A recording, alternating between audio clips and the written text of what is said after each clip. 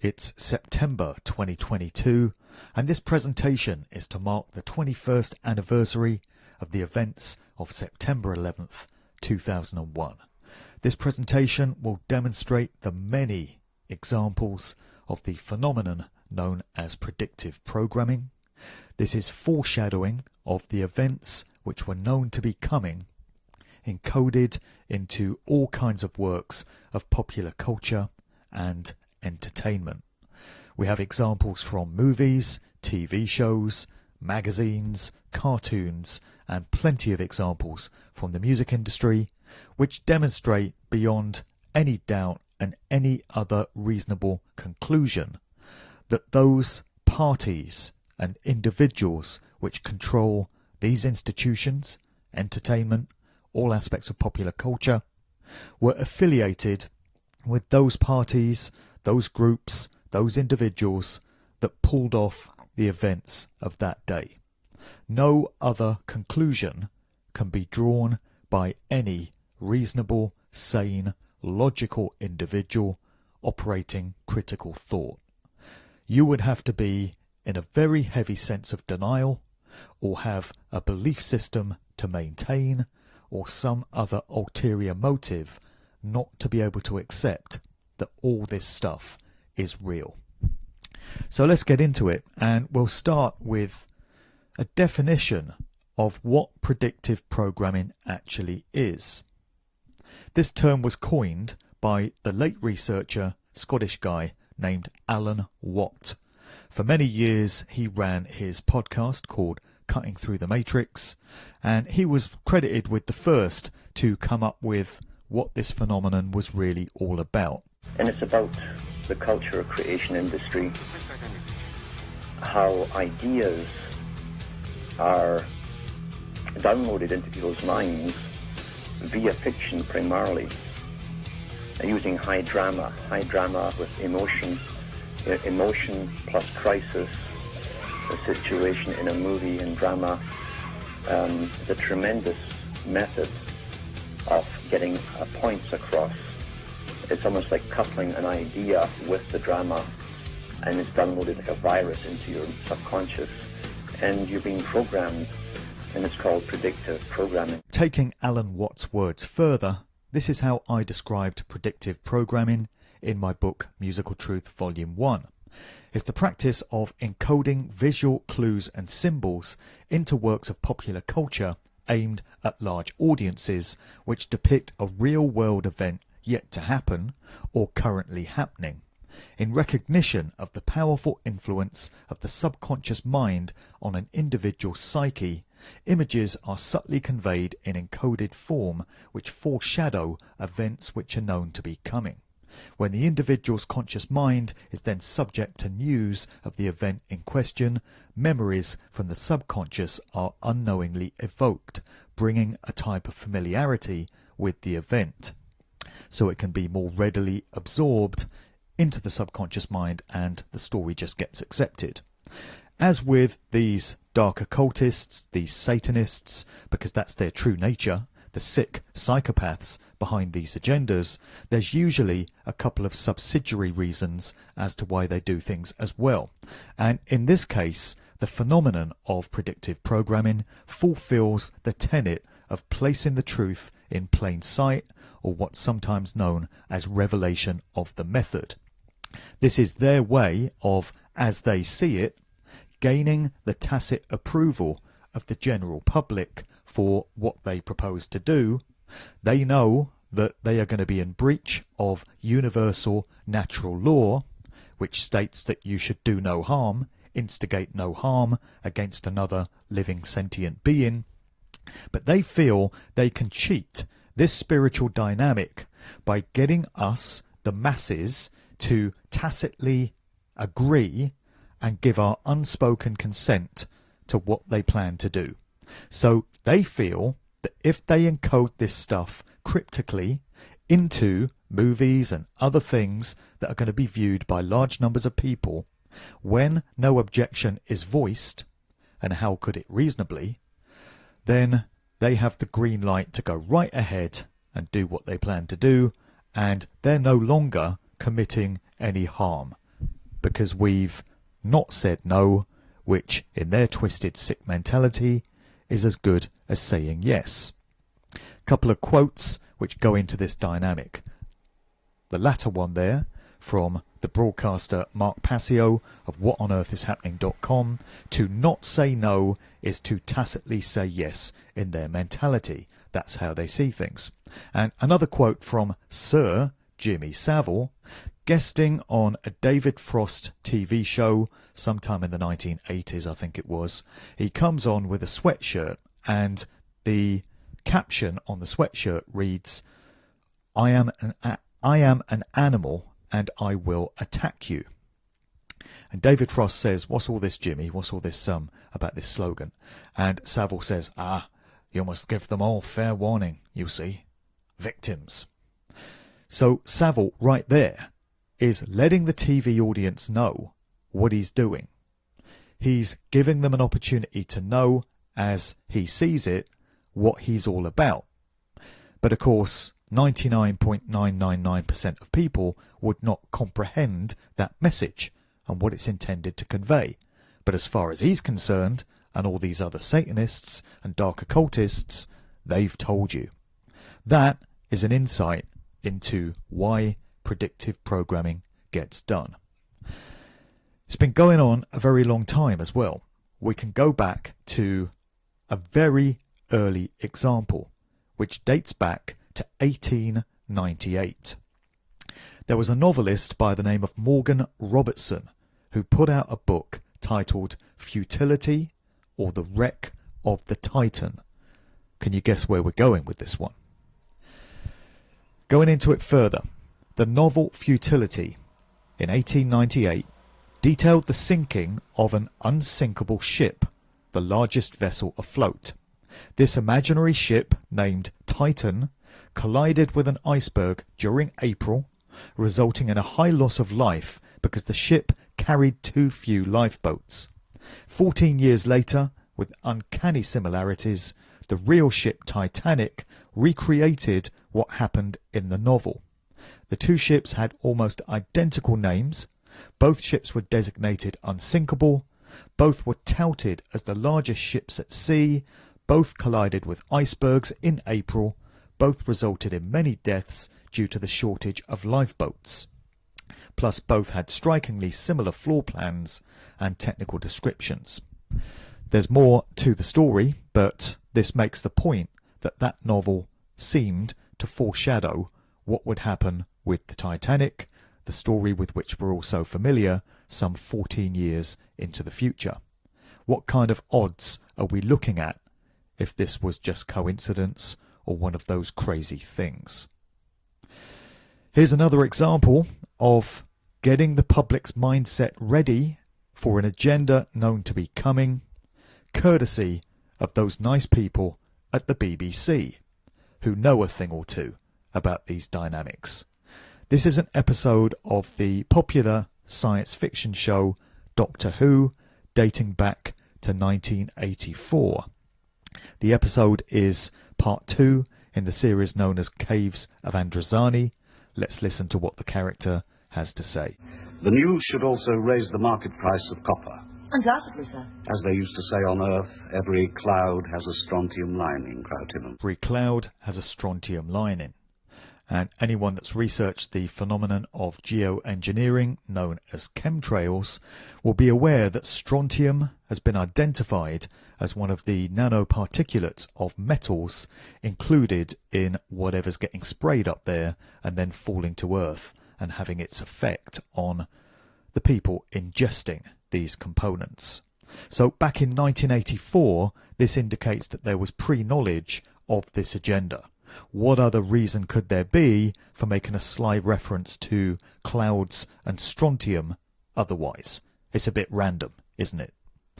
Another example from more recent years of how this pre-programming gets done came from the Batman Dark Knight Rises movie.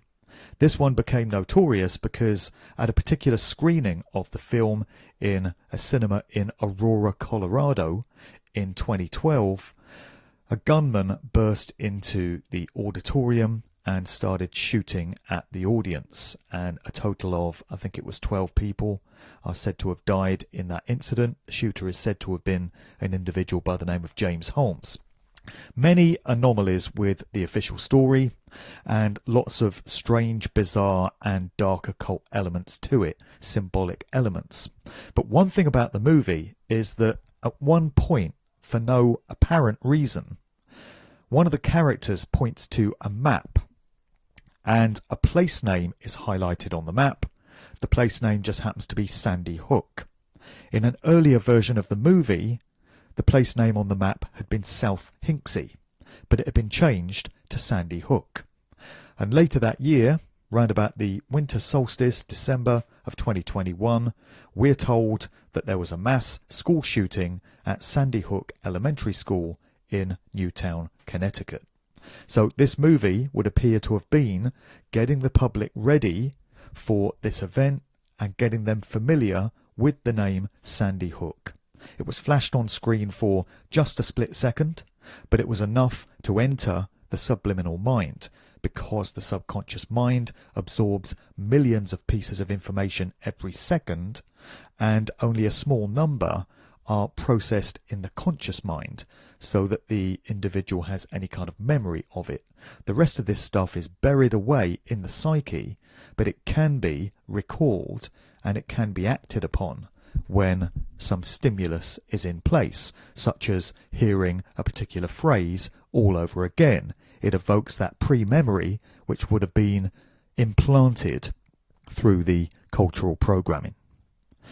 Another thing about that particular movie, which increases the strangeness, is that one of the trailers that was showing just prior to The Dark Knight Rises was for a movie called Gangster Squad. And the trailer involved characters from the film shooting guns out of the screen at the audience.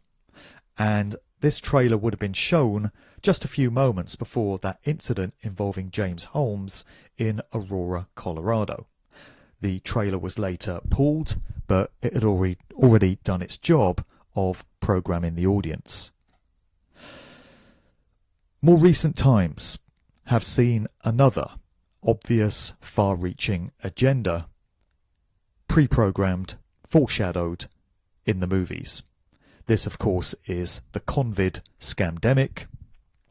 In my most recent book, Musical Truth Volume 3, I spend one of the chapters detailing the huge number of movies and TV shows from the years and decades leading up to 2020, which have dealt with the outbreak of a deadly virus sweeping the world, in many cases coming out of China, and in all cases, with no exceptions, mass vaccination of the public, providing the only solution, the only way of dealing with this outbreak. Does that sound familiar at all? Well, the public has been primed through an unending amount of movies that detail these elements. One classic example was Contagion from 2010. The UK Health Secretary at the time of the scamdemic outbreak in 2020, Matt Hancock, is said to have based much of the UK's public health reaction to what was going on from the narrative to this movie. Do you ever get the impression they're taking the piss? So much of it was in Contagion, but there have been many other examples getting the public ready to accept what was being done to them. All this trauma, all this fear, all this strange behaviour that we were being enticed and coerced into adopting had already been put into the public psyche through what they thought was just mindless entertainment. But actually, it was conditioning them in how to think. Take a look at this example of The Dead Zone, which is a Stephen King created series, ran on US TV many years ago. This particular episode tells you so much. All right, what's going on? Just let me think about where to start. Well, he saw something. What is it? I saw a virus. I think Some kind of disease. A virus? Like what? Like SARS? I don't know. All I know is that it's highly infectious. And it may be fatal. Right now, we could all be infected. If we take this outside, we risk the whole town. Johnny, how big is this gonna get? I don't know. We just have to do everything we can to stop this, starting right now, Walt. He's right. All right, here's what's gonna happen.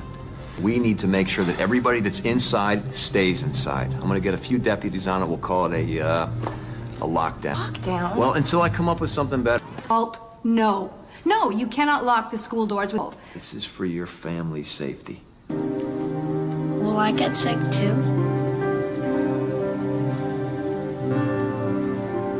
Yeah. Maybe we should wear masks. What difference does it make? According to you, we've already been exposed. Let's get one thing straight, Mr. Smith. I'm responding to political pressure. You have no reason to be scared. Let me ask you something, Amy. Animals. You've been around any animals in the backyard, even, let's say, a skunk, a raccoon? I'm going to swab the inside of your mouth with this little Q-tip, trying to get a handle on this animal. Damn efficient airborne transmission. Blood tests and swabs aren't telling us much. We know it acts like a virus. It causes high fever and respiratory distress. Tracking and treating a mysterious outbreak like this would take the CDC months. We better get started then. For anyone who hasn't been exposed already needs to wear a mask. China. Isn't that where flu viruses come from? Yeah. A lot of viruses come from there. International flight to China? That's no coincidence. Whatever it is, it originated in China. Time is not on our side. It's like looking for a needle in a needle stack. We have ruled out all the usual suspects: influenza, SARS, bacterial pneumonia. How long is it going to take? Well, it took 34 days to isolate the coronavirus that caused SARS, and that's fast. I'm authorizing a quarantine on everyone who's come in contact with a symptomatic person. There's got to be something I can do. On the enzyme, this virus needs when they were So the chloroquine. So the chloroquine. Chloroquine. This is it. This is your virus. I'm sorry, but there's no cure for that. Chloroquine, that's an anti-malarial drug. No. Listen, it suppresses the enzymes.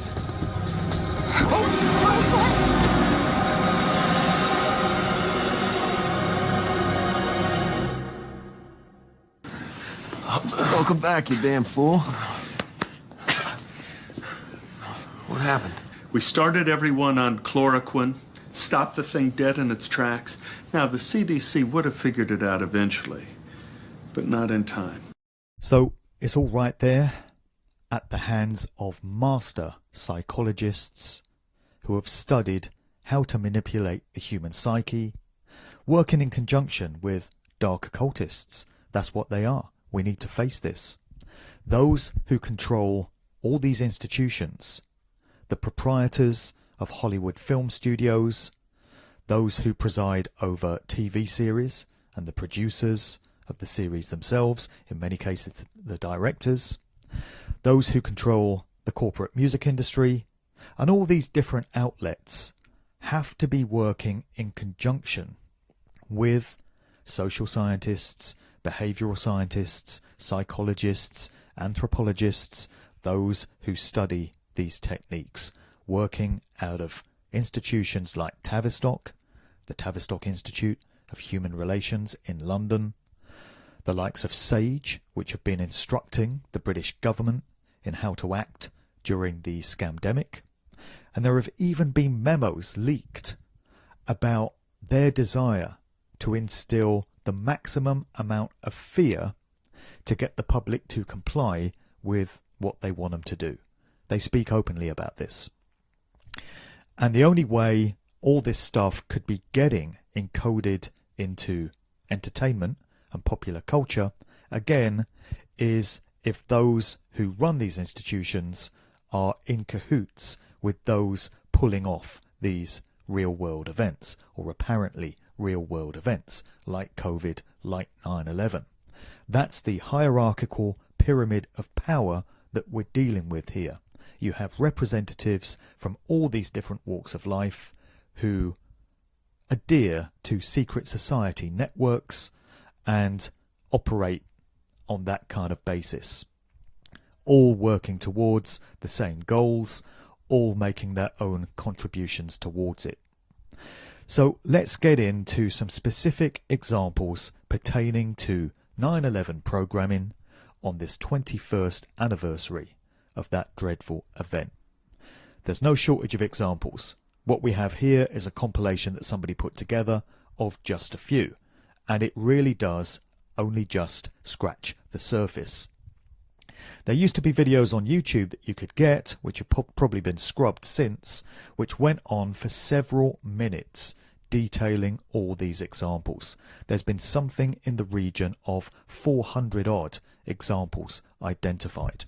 We'll get into some specific ones here, and we'll show how the general public, particularly Americans, were pre-primed psychologically without their knowledge to accept what they were going to be told on September 11th, 2001.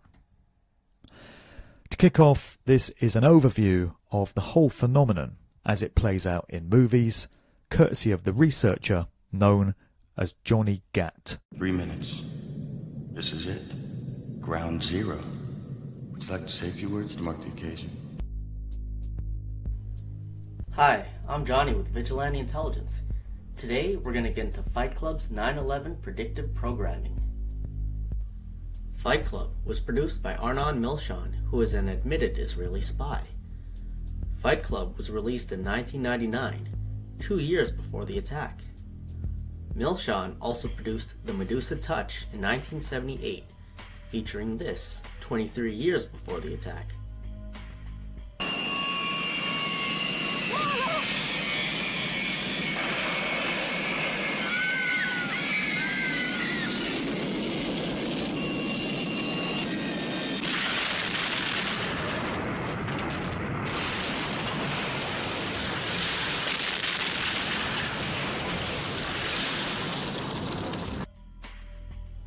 Milchan wasn't the only Israeli spy who had foreknowledge of 9/11. In 1980, journalist Mike Evans had dinner with Issa Harel, the former head of Mossad, and asked him if he thought terror would ever come to America. Harel responded, "Yes, I fear it will come. I believe the first terror attack will be New York City's tallest building." We have here would appear to be one of the very earliest examples of 9/11 predictive programming, and it shows that these plans to bring down the World Trade Center towers in 2001 were already in place at the time of their construction, and many researchers feel that the entire purpose of them was for them to stand for somewhere around 33 years. 33 is an important number in Freemasonry, which is one of the secret society networks through which these individuals operate. The specific idea was for them to be brought down in a massive occult ritual on that all-important date of 9/11 in 2001. So here we have a picture of David Rockefeller, and the Rockefeller family were heavily involved in the construction of the World Trade Center towers. Their involvement was all over it. This is a cover from Newsweek magazine dated April 3rd, 1967. Rockefeller is wearing a wristwatch, and it's been noted that if you close in on that wristwatch, the hands just happen to be set to 9 and 11 as he sits there above the Manhattan skyline. This implies foreknowledge on the part of Rockefeller and Newsweek magazine of what the agenda was. Elsewhere in that same magazine, you have the advertisement that you see on the right, and the guy is wearing a sweatshirt with what appear to be the Twin Towers of the World Trade Center, looking very similar, at least. So construction began in 1968, And we all know what happened to those towers some 33 years later. There's some numerical coding going on there. They came down in 2001. An interesting thing about that year is that it's the one that was prophesied by Stanley Kubrick and Arthur C. Clarke with their masterpiece movie 2001: A Space Odyssey, which was released in 1968, the same year that construction started on the World Trade Center towers. This suggests foreknowledge on the part of Kubrick and Clarke as to something world-changing and earth-shattering happening in 2001. Of all years, that's the one they chose to set an aspect of this futuristic movie in. Examples from movies don't disappoint. There are so many I could show, but let's focus in on the first Matrix film, released in 1999. We get a close-up at one point of Neo's passport, and we can see that the expiry date just happens to be the 11th of September 01. The Back to the Future trilogy has been identified as being absolutely loaded with 9/11 symbolism. So the first movie came out in 1985. In it, we get programmed, we get primed for acceptance of the idea of Muslim terrorists causing all manner of mayhem and threats to our personal safety. So Muslim terrorists running amok around the Twin Pines Mall. There's one point where you get a close-up of two stopwatches and you have 9/11 encoded into the timings that are showing there. It's in reversal, but the idea is getting absorbed by the subconscious psyche nevertheless. So the Twin Pines Mall, there are obvious parallels here to the Twin Towers of the World Trade Center. There's one scene where you see the mall at what is said to be 1:16 a.m., but that turns out to be another inversion of 9/11. When we flip it around, there's the 9 and the 11, and it's all getting absorbed into the minds of the general public. But they think it's just harmless entertainment.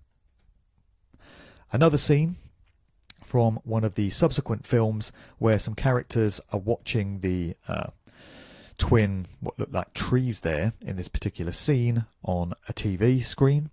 And then the scene changes for no apparent reason to the Twin Towers of the World Trade Center. And so that's getting absorbed once again for no obvious reason and totally unconnected to the plot. Then elsewhere in the first Back to the Future movie, you get a very clear 9 up in the top left of the screen there, and the 11 in the center of the screen, symbolized by those two marks. And it's on fire. So it's a giant burning 9/11, getting those numbers encoded into the mind and adding the idea of fire and destruction to the picture. The Simpsons have previous when it comes to this kind of thing.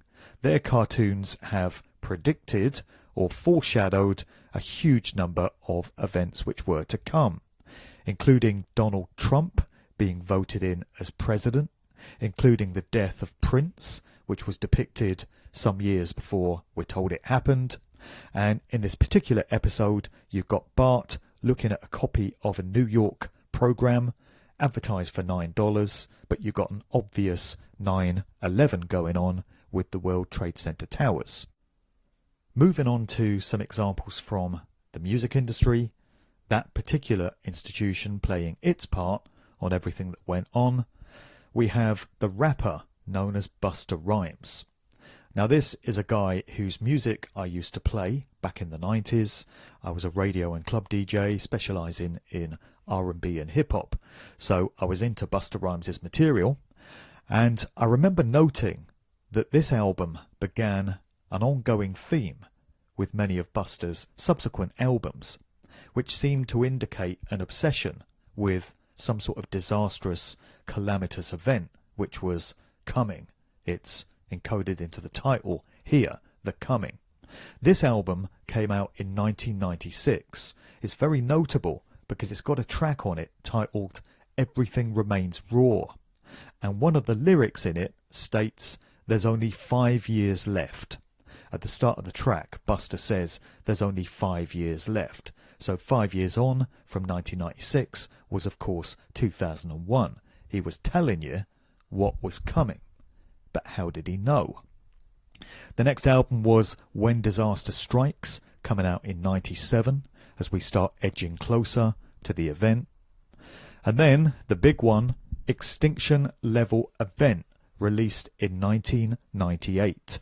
And look at the image to this one. It depicts Manhattan under extreme attack and going up in flames and getting absolutely obliterated. It's a disastrous extinction level event, as the album title suggests. In this interview, which he did in 2020 to mark the release of Extinction Level Event 2, the follow-up album to that 1998 one, some 22 years on, Busta Rhymes gets into this apparent foreknowledge that he had of the events of 9/11. Frustratingly and infuriatingly, he doesn't go into where he got that information from, and he's not challenged on it by the interviewer. So we're left wondering whether he was trying to forewarn people out of benevolence, or whether he was putting this information out there as part of some code that he was fulfilling of placing the truth in plain sight. It's all very ambiguous, and he doesn't state his sources, so we're left wondering. But he does go into the whole dynamic, and he's got a thing or two to say about it. Let's take a listen. The point that I'm trying to make is, on the third solo album, the album cover in 98 was what happened in the World Trade, Wall Street. You look at that cover, you see the whole Wall Street in flames. You see South Street Seaport, you'll see the Brooklyn Bridge and the Manhattan Bridge, and everything is on fire. This is 3 years before it happened. Again, I'm not prophesizing shit. I'm just looking at the information that I'm getting because, believe it or not, this information was out there and they was telling niggas. Wow. The best way to hide some shit is by putting it in your face, Plain right? sight, right.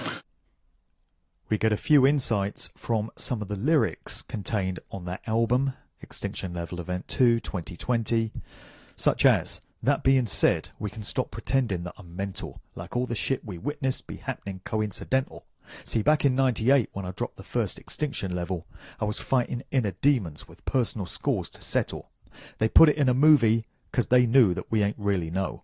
Funny how they tried to tell us 22 years ago. What deeply impacted how watching a flick really moved me. As the world was ending, Morgan Freeman was Prez in a movie." He's referencing another aspect of programming that got done during those years. The reference to what deeply impacted is to the movie titled Deep Impact, which came out in 1998, and it featured the black actor Morgan Freeman portraying the US president. There was another movie a few years later featuring the black actor Danny Glover, also portraying the American president. And this indicates that back in the late 90s, it was known that Barack Obama was going to be shuffled into place as American president, and the public was getting primed for the idea of having a black president by having these actors portray one in these movies. Very subtle manipulation of the psyche so that Obama would be more readily accepted when the time came for him to take office in 2008. Staying with hip-hop, Jay-Z is an artist heavily invested in the industry machine. I suspect him of being the mind control handler of Beyoncé, his nominal wife, but in all likelihood a mind control subject. Jay-Z has become a billionaire.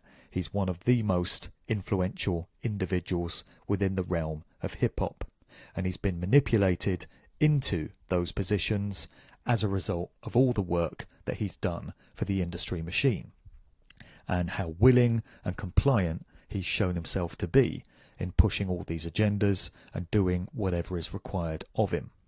So we got some interesting stuff here. Jay-Z's original Blueprint album. He put out a trilogy of albums titled The Blueprint, but the first one was released in 2001. Can you guess the date? It was September 11th, 2001. That day was a Tuesday. Most albums are released on Mondays, but for some reason it was decided to hold on to this one until Tuesday the 11th. And note that it's titled The Blueprint. Blueprints are used by architects in designing buildings, and they can also be used in planning destructions, demolitions. Interesting choice of words. Then, following all the controversy over that album being released on September 11th, Jay-Z went ahead and planned the release of the Blueprint 3 also on September 11th, a few years later in 2009.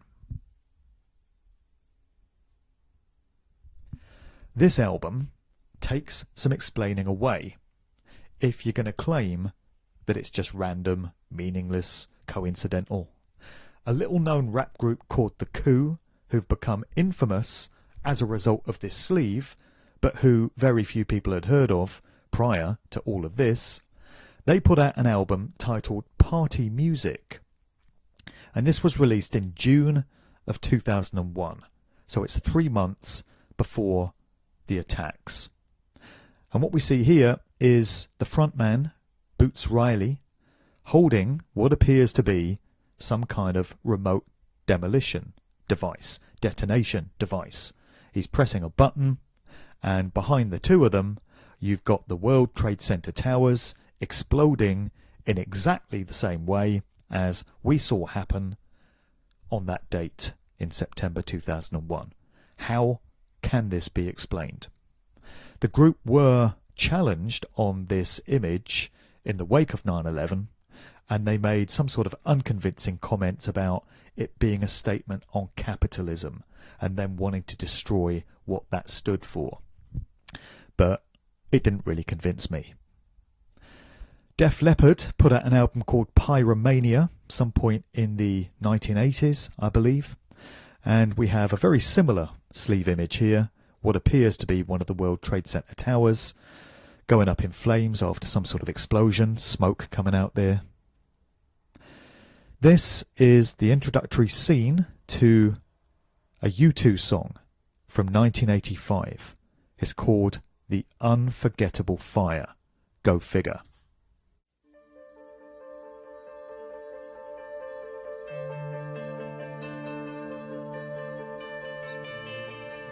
So, for no apparent reason, at the start of that video, you get a view of the World Trade Center towers.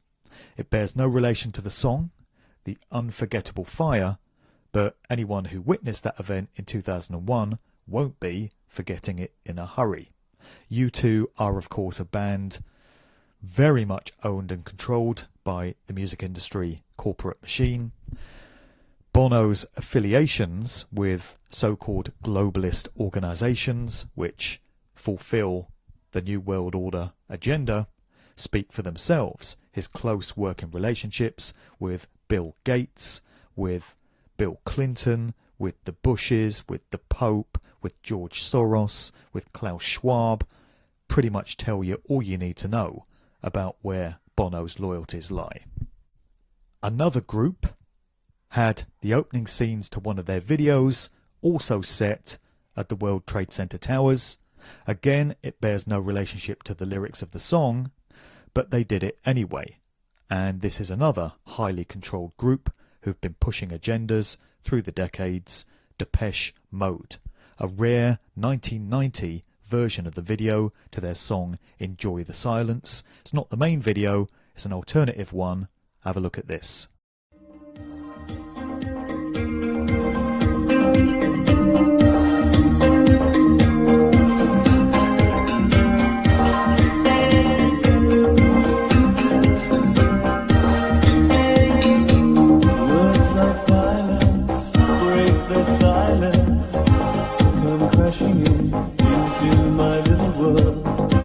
And so now we come on to the classic example of 9/11 programming achieved through the music industry.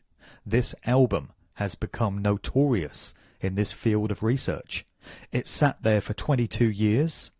Its visuals would have been having an effect on everyone that picked up this sleeve and looked at it. It's obviously very cleverly and intricately designed, but there's a lot of coding going on. There's a lot of cryptic stuff here. So this is the British group Supertramp. They put out an album in 1979 titled Breakfast in America.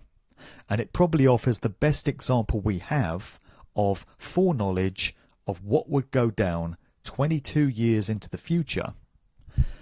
We've got a dude here in this video who's going to break down some aspects of this sleeve and what is getting communicated through it. Let's take a look. Now, when you hold it up to the mirror, you gotta look at it in the mirror.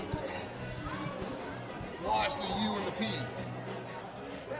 It turns into a 9 and an 11.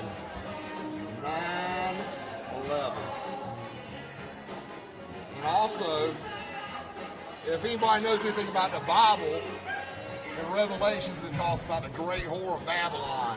If you use a synonym for super, it means great. Tramp, whore, great whore. And you also look on the back cover, there's an airplane flying above the New York skyline with the Twin Towers right there. So, as he indicates, there's the sleeve with a mirror image reversal, a satanic inversion, if you like. We live, unfortunately, in a satanically inverted society where everything is black.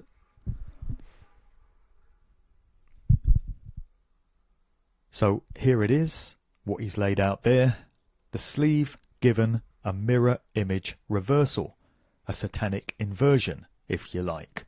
We live, unfortunately, in a satanically inverted society where everything is back to front and upside down, and so much of the communication to the subconscious mind gets done by way of reversals. So we've got what appears to be a very clear 9 and 11 above the Twin Towers there.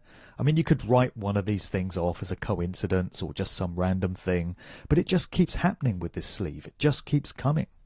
You know, on the reverse there at the bottom right, you've got an aeroplane looking like it's about to crash into the Statue of Liberty. Maybe there's some symbolic relevance to that, liberty being destroyed. Then on the lyrics insert to the sleeve, you've got that same image again. There's the plane going into the statue. And even on the label itself, when you open up the album, you've got the aeroplane going across the back there for no apparent reason. As the guy said in the video, this is all happening at breakfast time in the morning, which is when the 9/11 attacks took place. Here's another one that takes some explaining away from the music industry. This is a concert that Prince performed in December of 1998 in the Utrecht, Netherlands. And he says some very interesting things at the end of the concert. People back then must have been wondering what the hell he was going on about, but it does make a whole load more sense in retrospect with what we now know. I gotta go back to America. I gotta go get ready for the bomb. I'm talking about I'm getting ready to bomb. I'm talking about I'm getting ready to bomb. Better watch out. Pick out the one.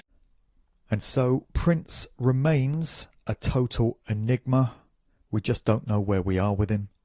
I mean, the reality is we don't even know whether he's alive or dead, because through my research, it's become clear that just because we're told a particular recording artist has died on a particular date doesn't necessarily mean that they have. There's all kinds of occult mockery that goes on. There's all kinds of tricks and stunts that are pulled at the public's expense at the hands of these master psychologists and occultists. With Prince, much of the information that he put out through his records was lewd and lascivious and sexually explicit, but he also had a whole load of meaningful output as well, which is often overlooked. Many of his tracks dealt with spiritual, reflective, empowering information and issues, and he gave some comments of this nature in some of his interviews. So this particular performance, some 3 years, just less than 3 years before the events of 9/11, do seem to indicate that he knew what was going to be planned, what was going to be unleashed, and members of his band did also.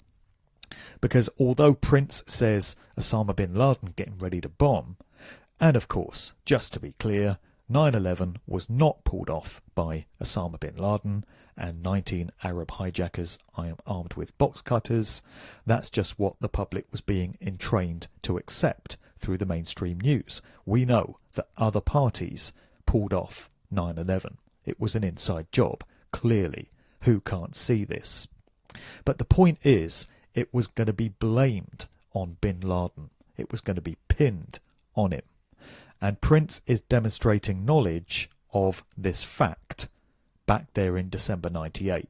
And then members of his band say, America, you better watch out. 2001 hit me. So they put the specific year on it. They knew what was going to happen. Other unanswered questions we have also involve Michael Jackson, because Michael Jackson was said to have been due to fly on one of those fated airliners on September 11th. But his plans changed at the last minute and he didn't board. And there are many other celebrities who are said to have been booked on those flights and also due to be in the Twin Towers themselves for meetings or whatever. And for various fortuitous reasons, they didn't turn up that day, and so their lives were spared. Paul McCartney crops up in this regard as well. He's stated that he was on the tarmac at JFK Airport waiting to take off on a flight when 9/11 was going down and all the flights were grounded. I mean, what are the chances of these people just happening to be around directly before this event is due to take place? We're told that Klaus Schwab of the World Economic Forum just happened to be in New York on that date for a meeting, and so he got to witness the entire spectacle going down. David Rockefeller and various Rothschilds are said to have been in town as well, so what lucky timing on all their parts that they got front row seats to all these events. And there have been many other examples of celebrities, public figures just happening to be around or involved in other disastrous and world-changing events. For example, the Pan Am airliner that went down over Lockerbie in Scotland in December 1988, right close to the winter solstice there, is said to have had Johnny Rotten, aka John Lydon of the Sex Pistols, on board. He was booked to be on that flight, but he narrowly cheated death due to his wife taking so long to pack their suitcases that they had to change their booking to a later flight. That's the story that he's told. Quite lucky, eh, Johnny? There were other celebrities due to be on board that flight as well, including all of the group The Four Tops, who were said to have missed it because their performance at Top of the Pops ran over and they became late, and also Kim Cattrall, the actress best known for Sex and the City. She was due to be on that flight, but she says she missed it because she spent so long in Harrods in London trying to find a gift to take back to her mother. You have the Kent State Massacre event of 1970, where police opened fire against protesters on a university campus, and Chrissie Hynde of the Pretenders has said that she was at that event, along with a member of the group Devo, but they narrowly escaped getting all shot up, so phew, that's lucky as well. Debbie Harry has made the claim that she narrowly escaped becoming a victim of the serial killer Ted Bundy in New York one time when he picked her up in his car. And she says she came to realise that the doors on the inside of the car had no handles on them, and she became panicked, and somehow she managed to get out of the car. So what are the chances of these celebrities escaping narrow death in this way? very luckily, versus this being a put-up job and these stories being put out there as mockery of the profanity, as the occultists see it, of the masses, who will lap up anything that they're told if it comes through trusted media sources. I think it's highly unlikely that these stories are accurate, but they're serving some purpose or other, and there are going to be elements of mockery as well as all kinds of programming and psychological manipulation going on. 9/11, everything that went down, was a warning from history of what else lies in store for humanity if enough of us don't wake up to the truth of who is really controlling all aspects of our daily lives, who and what groups, what institutions have been allowed to gain so much prominence and so much dominance over everything that goes on in this world. If these processes are allowed to go on unchecked, it's not looking good for what lies in store for all of us. We had a little free sample of that back in 2001. The general public had the opportunity to see what was going on, to read the signals, read the signs, and rise up in their mass numbers and say, we're not having this anymore. We see the direction this is going in, and it's not happening in our name. How many millions of deaths occurred needlessly in the wars of occupation in Iraq, Afghanistan, and further afield that were launched in the wake of 9/11, with that event used as the apparent justification for that orgy of genocide, that could have been saved if enough people had read the signs and risen up to prevent it. And so, because we didn't collectively as humanity learn that lesson and take those steps, the COVID agenda and everything that it's designed to lead to came along 19 years into the future, COVID-19, and we've lived through the past 2.5, 3 years of absolute hell at the hands of the same parties that pulled this stunt off. So when enough of us do acknowledge what's going on and accept this truth, and also accept the personal responsibility that falls on us all to take whatever action is needed to put these threats to our safety down once and for all, and to hold those responsible fully accountable for their crimes, that's when this ends. The good news is the opportunity for that process is there anytime enough of us care enough to put it into place. Learning the truth about how we've been lied to, deceived, manipulated on monumental levels has to be the first step in the process of putting it right and taking this world to a place that we actually choose, rather than having it chosen for us by unseen parties. That's why it becomes vitally important to communicate this information. I feel that in this video I've offered all the proof that could ever be needed that 9/11 was a planned event. It was a stepping stone in a far-reaching agenda for where the world is destined to be headed if we, the masses, the people, the majority, the 99%, don't head it off.